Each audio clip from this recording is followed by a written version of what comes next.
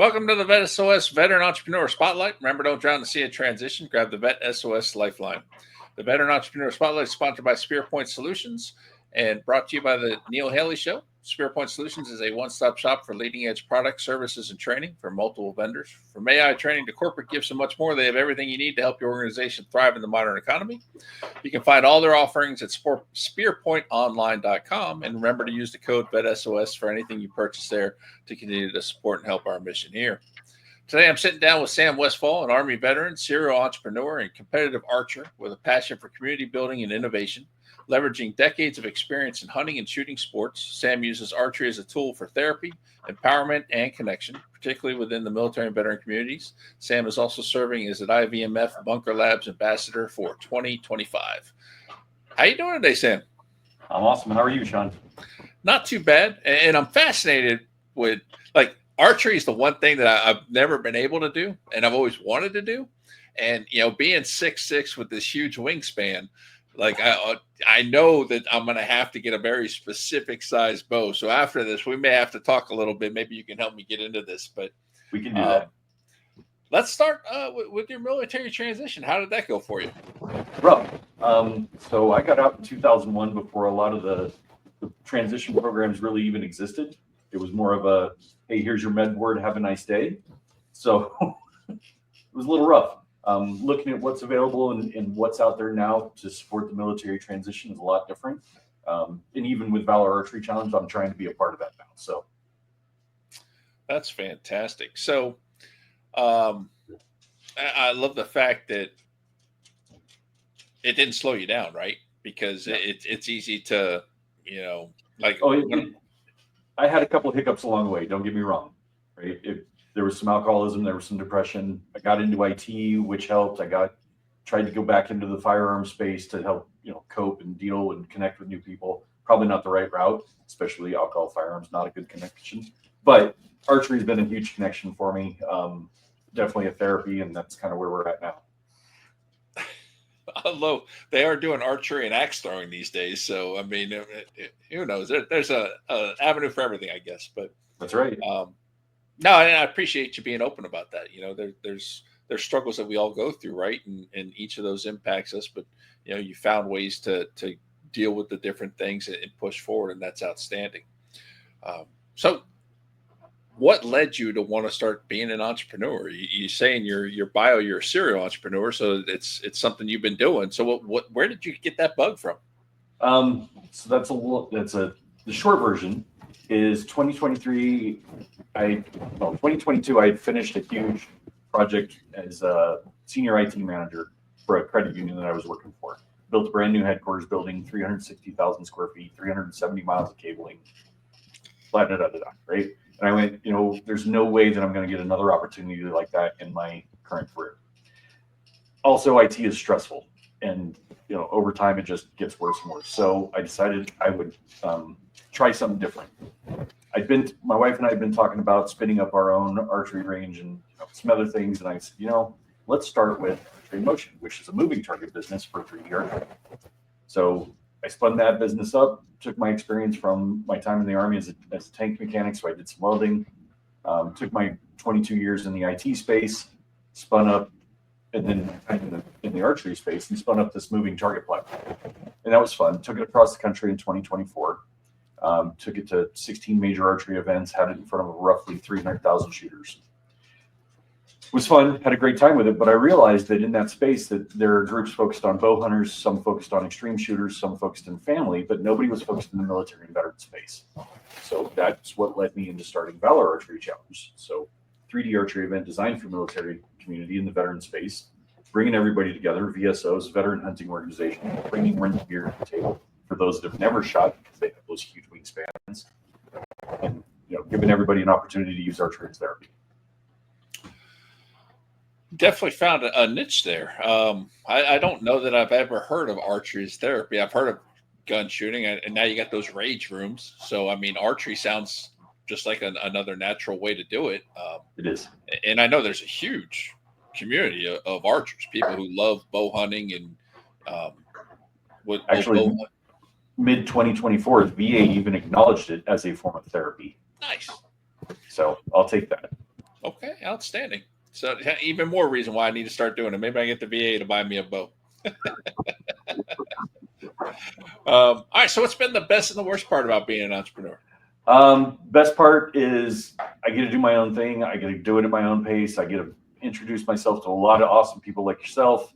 Have a lot of fun, kind of get out and enjoy life. Stressful part, making sure you got money coming into the door. So that's always the hard part. But when you do something that you love and you're enjoying it, life gets easier. Yeah, that stress of the next paycheck could definitely get to you, right? So, in your bio, we mentioned that you were an ambassador for IVMF Bunker Labs. So that leads into the next question.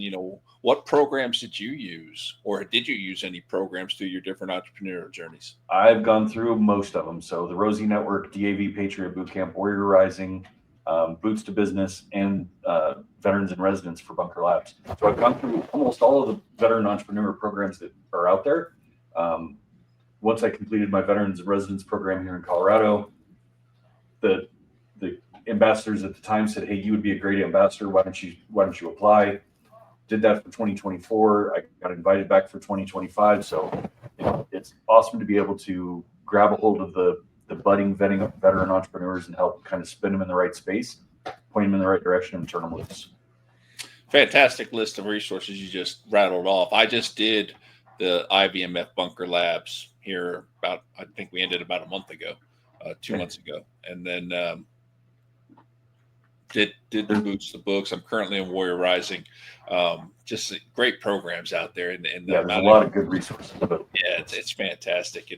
And what an amazing tool for our community, right? I haven't gotten to the Rosie Network yet, but I've heard amazing things about their program as well. So definitely. Second Service Foundation is another one you can go through as well. Which one? Second Service Foundation. Okay. Haven't checked that one out yet, but I'm gonna have to. I'm a serial attender of programs, if you will. I was the same, right? You have to go through and figure out which nuggets you're going to grab out of which course, and everything offers something different. DAV Patriot Boot Camp offers a Mentor Madness, 3-hour session, 30 minutes per mentor, and they kind of hammer you a little bit to say, here's what you have and here's what you're missing. Here's where you need to go next. That was huge for me in figuring out what I needed to do to adapt and kind of bring my businesses to the next stage. That's fantastic. Yeah, I have to check that one out too. All right, so let's talk about Valor Archery Challenge. What is this? What all are you doing? How can people get involved? This is your opportunity to really tell us about what you got going on and why people should be doing it. Okay, so back to the basics. It is archery as therapy. I'm bringing the military, the veterans, civilians into a community event, not just an archery event, but into a community event. So that if you've never shot before, I've got rental gear and coaches. Price tag's fairly inexpensive. Bringing everybody to the table, veteran service organizations, the hunting and fishing outdoor organizations, so that it really becomes a community camaraderie event. When you go to the gun range, like you mentioned earlier, you're muffed up. The bulk of the conversation becomes, what gun are you shooting, what ammo? In many cases, that spins a lot of veterans back into the same space they were while they were in the military. So depression, PTSD, anxiety, heightened awareness, and sleep issues for probably the next 3 to 5 days. And if those things occur, they probably don't touch that firearm again for another month and a half to 2 months. Most of them, Most of them, it takes them a year or two to figure out what's causing that. Whereas archery, you don't have any neural connection for the bow and a 3D animal. So it really just becomes a camaraderie event. Nice. So where is this held? So right now I've got 2 events scheduled for Fort Carson, Colorado, one up in northern Colorado. Working to work my way across the country over the next year or 2. So I've already having conversations with a couple groups outside of Colorado. So Vegas, South Dakota, Montana, and Georgia, just to see if I can bring it out to some different states. Oh, fantastic. And so what you said you had veteran support organizations out there. So what kind of organizations are you partnering with when you're doing these events? So local VFWs, American Legions, groups like Mount Carmel, Salute, Colorado, are all going to have booths there to kind of grab a hold of those veterans or even transitioning folks to say, hey, here's how you build your network. Here's some courses, or here's some opportunities that you may or may not be aware of. And then it's kind of neutral ground. You're not trying to go find those organizations. I'm bringing them to the table. If you've never been on a veteran hunting and fishing trip, here's the groups that want to take you out for those adventures. So it really just gives that opportunity for folks to meet and mingle rather than try to go find them on your own. Yeah, fantastic. There's quite a few of those hunting groups too, veteran related. That's definitely a big thing for us. So where's the best place that our audience can connect with you and learn more about your organization? ValorArcheryChallenge.com. Social media is the same, Valor Archery Challenge. So try to make it simple for everybody to remember. Think about what you did and what you served, and then it's an archery challenge. Every time I hear archery, I immediately think of Robin Hood. So it's I've got a collection of Robin Hooded arrows in my garage. Nice. All right. So before we close, give me a minute or two here on why people should take up archery for this, the whole rehab piece of it. Why should people do that? That's the best question you could ask, Sean. So when you go to the gun range, you pull that trigger. You get the recoil of it. You understand what's going on. The difference between that and archery is when you draw that bowstring back, the voices, the noises, and anything going on around you goes silent. And because the only thing you can focus on is your release, the sight, the pin, and the target, and how that plays out. Once that arrow goes out, there's a little bit of stress, a little bit of anxiety, a little bit of depression or PTSD that goes out with it. Over time, using archery as a therapy, it just becomes calmer and calmer. It's something I was able to witness with my kids in scouts, learning archery and doing the archery merit badge.